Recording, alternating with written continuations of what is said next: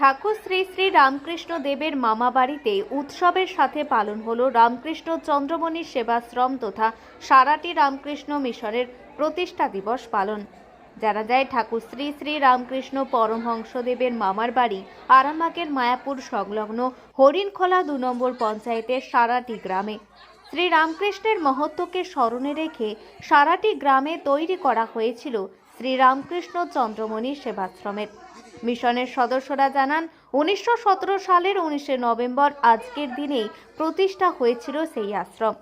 জানা গেছে সারাটি গ্রামের এই সেবাশ্রম শ্রী রামকৃষ্ণ চন্দ্রমণি সেবাশ্রম নামে পরিচিত থাকলেও এই মাসের 14 তারিখ বেলুড় মঠকে হস্তান্তর করা হয়। তারপর থেকেই শ্রী রামকৃষ্ণ চন্দ্রমণি সেবাশ্রমের বদলে সেবাশ্রমের নামকরণ করা হয় সারাটি রামকৃষ্ণ মিশন। তারপরেই এদিন 19 নভেম্বর সেবাশ্রমের প্রতিষ্ঠা দিবস পালন হওয়ায় আরও বড় করে উৎসব পালন করা হয়।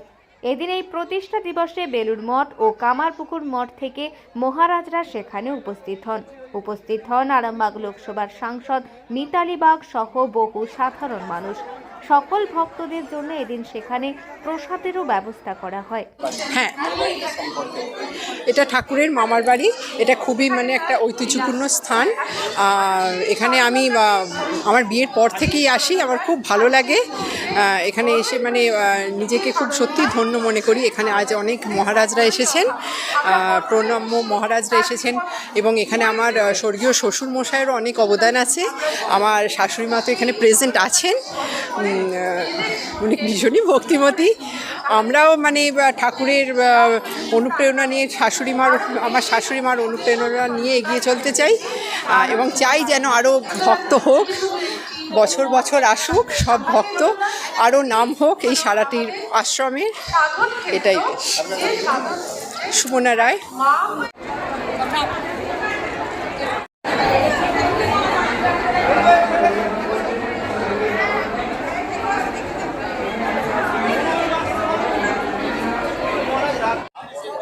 কি বলবো বাবা, আমার ভাষা নেই, কোনো ভাষা নেই। আজকে ভাষা প্রকাশ হচ্ছে না। অন্য দিন অন্য সময়ে অনেক কথা বলি, মনে মনে অনেক কথা বলি, সারা রাত ঘুমোতে পারিনি, অনেক কথা বলি। কিন্তু এই সময় আমি আনন্দে এতটাই উৎফুল্ল যে আমি কিছুই বলতে পারছি না। তবে আমার প্রতি মায়ের একটা অশেষ কৃপা ছিল। প্রথম কামারপুকুরে দরখাস্ত দিই আমি, সেটা একটা বিশাল কাহিনী। আমি মাকে গিয়ে বললাম, ডায়েরিটা ঢুকিয়ে দিয়ে, তখন মন্দিরে কেউ ছিল না। মা, তুমি তো জানো আমি কত বোকা, তুমি যা লিখে দেবে আমি তাই লিখবো। মা সেটা যা লিখে দিয়েছে আমি লিখে দিয়েছি। সেটা প্রথম কামারপুকুরে মিশনে মঠে জমা দিই, বেলুড় মঠেও তাই। এবং বেলুড় মঠে তখনকার শরণানন্দজি মহারাজ পড়ে বলেছিলেন এটি কে লিখেছে, না এটা একটা আমাদের মা লিখেছে, বললে সেই মা ধন্য। তারপর এটা করার আগে আমি ইছাপুর মঠকে দিয়েছিলাম, যে বড় মহারাজের সঙ্গে পরিচিতি ছিল, যে মহারাজ এটা কি বেলুড় মঠে জমা দেওয়া চলবে? তখন উনি বললেন যে এটা এত সুন্দর হয়েছে যে আমি এটা রেখে দেবো, আপনি আবার করে লিখবেন, আপনি অবশ্যই এই বক্তব্যটাই আপনি দেবেন। আবার আমার নতুন করে লিখে আবার বেলুড় মঠে জমা দিই। আমার স্বামী এবং আমি মাটি কেটে প্রথম ওখানে ঝোড়াই করে মাটি ফেলি। আর একটাই দুঃখ, আমার স্বামী থাকতে পারলো না, এটা আমার একটা বিশাল দুঃখ। যাই হোক, আজ আমি পরিপূর্ণ, আমার জীবনের আজকে সব থেকে শ্রেষ্ঠ দিন। এবং আমার স্বামীর যেখানেই থাকুক তারও আত্মার শান্তি হচ্ছে। এটা আমার বৌমা, ছেলে, বৌমা, মেয়ে সবাই সহযোগিতা না করলে, এমনকি আমার নাতি নাতনিরাও সহযোগিতা না করলে এটা আমি করতে পারতাম না। এটা আমার ঠাকুরের থেকে আমার মা সারদা দেবী এবং চন্দ্রমণি দেবী প্রচণ্ড আশীর্বাদ, প্রচণ্ড আশীর্বাদ। তাদের অনেক শত সহস্র কোটি প্রণাম জানালেও আমার শেষ হবে না। আপনার নাম মা? আমার নাম আলপনা রায় কাপ।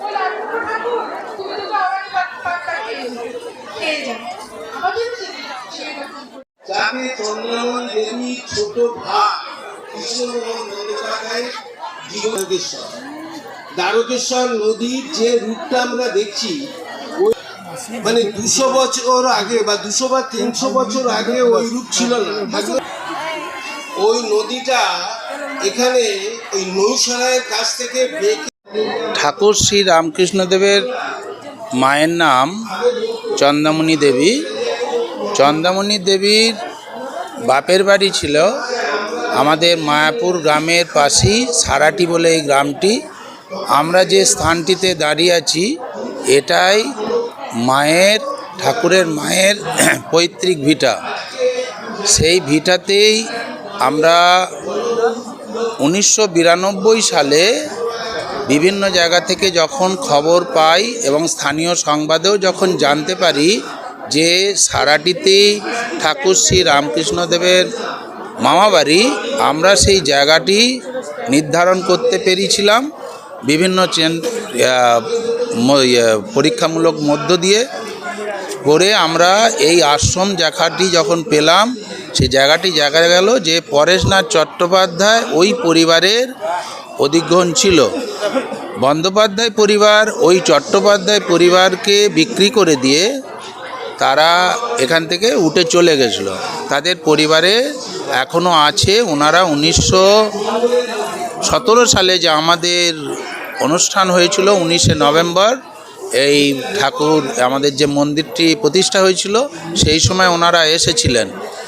ওই যখন মন্দিরটি আমরা প্রথম আশ্রমটি তৈরি করি, ওই এখানে মন্দিরে দেবেন টিনের চালের, সেখানে যখন আমরা ভিত খুঁড়ি তখন সেখানে কিছু ঠাকুরের মানে বাসনপত্র পাওয়া গেছিলো। সেগুলো আমরা বেলুড় মঠে সংরক্ষণে রেখেছি এবং একটি প্রস্তরস্তবক পাওয়া গেছে বন্দ্যোপাধ্যায় পরিবারের জগদ্ধাত্রী পুজো এই উল্লেখে একটা প্রস্তরস্তবক পাওয়া গেছে, সেটা আমরা সংরক্ষণে রেখেছি। এবং আজকের দিনের এই গুরুত্বটা এইটাই যে যখন আমরা ওই টিনের চালের পর ঠাকুরের এই মন্দির তৈরি করি 2005 সালে, সূচনার শুরু থেকে ওই প্রারম্ভিক যে সূচনা হয় ওটা ভিত্তিপ্রস্তর স্থাপন করেন বিশ্বনাথানন্দজি মহারাজ, স্বামী বিশ্বনাথানন্দজি মহারাজ। উনি 2005 সালতে ওই মন্দিরটি স্থাপন শুরু করি এবং সেটি প্রতিষ্ঠিত হয় 1917 সালের 19শে নভেম্বর। আমরা সেই 19শে নভেম্বর দিনটিকে 1917 সাল থেকে এই প্রতিষ্ঠানের বাৎসরিক উৎসব হিসেবে আমরা পালন করে থাকছি। এবং আজকে এই প্রতিষ্ঠানটি আমাদের বহু আকাঙ্ক্ষিত যে ছিল 14ই নভেম্বর, এই প্রতিষ্ঠানটি এবছরই আমরা রামকৃষ্ণ মিশন বেলুড় মঠকে হস্তান্তর করি এবং আজকে এই সারাটি চন্দ্রামণি সেবাশ্রম এটি রামকৃষ্ণ মিশন সারাটি এই নামে বেলুড় মঠ অধিগ্রহণ করেছে। আজকে আমরা পূর্বদিনের ন্যায় এবছরও 19শে নভেম্বরই বাৎসরিক উৎসব পালন করছি। আজ এবং আগামীকাল এই দুদিন ধরে অনুষ্ঠান পালন করছি। আমার নাম গুণধর পাল।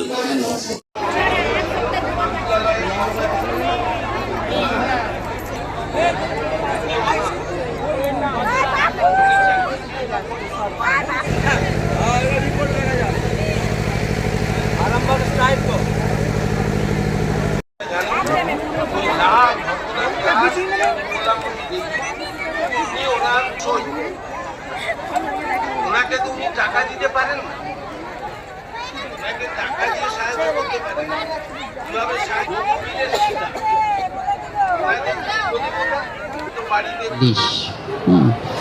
এবং যখন ওই কাত্তায়নী প্রথমে ওই দেরেগ্রামে তো ছিলেন, রামকুমার জন্ম হলো আর হচ্ছে কাত্তায়নী মেয়ের জন্ম হলো। 8 বছর বয়সে ক্ষুদিরামের সঙ্গে বিয়ে হয়েছিল এবং তিনি দ্বিতীয় স্ত্রী ছিলেন। প্রথম স্ত্রী অল্প বয়সে বিয়ের পরেই মারা গেছিল। তারপরে এই দেরেগ্রামে এলেন, এই দেরেগ্রাম থেকে কামারপুকুরে এলেন এবং এমন সরল ছিলেন যে সারা প্রতিবেশী সবাইকে নিয়ে তিনি চলতেন। আর সব থেকে ব্যাপার দুটো ঘটনা বলে আমি শেষ করব, যেটা আমার খুব ইয়ে লাগে। একটা ঘটনা, আপনারা সেই ঘটনা জানেন যে তখন রামকুমার বড় হয়েছেন, তিনি পুজো করেন, ক্ষুদিরাম চলে গেছেন বোধহয়। লক্ষ্মী পুজোতে রাত্রিবেলায় কোজাগরী লক্ষ্মী পূর্ণিমার দিন রামকুমার গেছেন ভূত শুভতে একজনের বাড়িতে পুজো করতে হয়। অনেক রাত হয়ে না, ক্ষুদিরাম আছেন। তখন রাত হয়ে গেছে, রামকুমার এখনো ফেরেননি। সেটা খুবই উৎকণ্ঠা। আমাদের ঠাকুমা চন্দ্রাদেবী তিনি রাস্তায় বেরিয়ে এসেছেন, বেরিয়ে এসে কিছুটা এগিয়ে গিয়েও তাকিয়ে আছেন ভূত শুভর দিকের থেকে, মানে ওখান থেকে যদি ছেলে ফেরে। দূর থেকে মনে হচ্ছে কে যেন মাঠের মধ্য দিয়ে আসছে, বোধহয় ছেলেই আসছে। তারপরে দেখছেন একজন অল্পবয়স্কা মহিলা, অপূর্ব সুন্দরী এবং গা ভর্তি গয়না, তিনি আসছেন। তার মাথায় উঠল না, মানে ছেলের জন্য এত উদ্বেগ যে অত রাতে ভদ্রঘরের একজন মহিলা তিনি কি করে আসবেন, প্রায় মাঝরাত, এই মাঠের মধ্যে দিয়ে কি করে আসবেন, হেঁটে আসছেন। তিনি তাকেই জিজ্ঞেস করেন, আচ্ছা আমার ছেলেকে কি দেখেছো? এগুলো খেয়াল নেই যে ছেলেকে চিনবেন কি করে। হ্যাঁ, ছেলেকে দেখেছো? মানে তুমি কোথা থেকে আসছো? বলে আমি ভূত শুভর থেকে আসছি। ও আমার ছেলেও তো ওখানে গেছে, আমার ছেলেকে কি তুমি দেখেছো? তখন তিনি উত্তর দিলেন, হ্যাঁ তোমার ছেলে যেখানে গেছিলো আমিও সেখানে ছিলাম, ও তোমার ছেলে আসছে এক্ষুনি। তারপরে এবার তখন নিশ্চিন্ত হয়েছেন, এবার তাকালেন যে এত গা ভর্তি গয়না, অল্পবয়স্ক মেয়ে।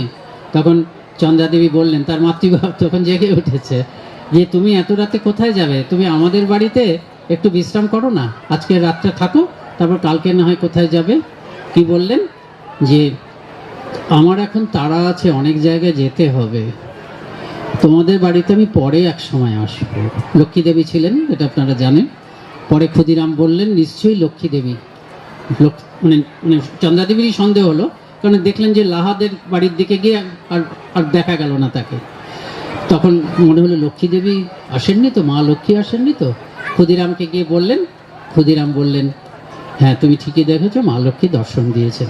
তো এটা আমি এরকমভাবে ভাবি, আমার ভালো লাগে। আপনারা এখন আরামবাগেই রয়েছে প্রাণ আইভিএফ ফার্টিলিটি সেন্টার। নিঃসন্তান দম্পতিদের মুখে হাসি ফোটানোর বিশ্বস্ত প্রতিষ্ঠান প্রাণ আইভিএফ ফার্টিলিটি সেন্টার দক্ষিণবঙ্গের মধ্যে সর্ববৃহৎ এবং সর্বপ্রথম এআরটি গভর্নমেন্ট রেজিস্টার প্রাপ্ত আইভিএফ সেন্টার এখন আরামবাগেই। অল্প খরচে আইভিএফ পরিষেবা, বন্ধ্যাত্ব চিকিৎসার এক অভিনব অধ্যায়। প্রাণ আইভিএফ ফার্টিলিটি সেন্টার একেবারে অল্প খরচে পুরুষ ও মহিলার বন্ধ্যাত্ব পরীক্ষা, বন্ধ্যাত্ব চিকিৎসা সবকিছুই হয় আমাদের প্রতিষ্ঠানে। সুচিকিৎসার মাধ্যমে মা ও বাবা ডাক শুনতে পারবেন নিঃসন্তান দম্পতিরা।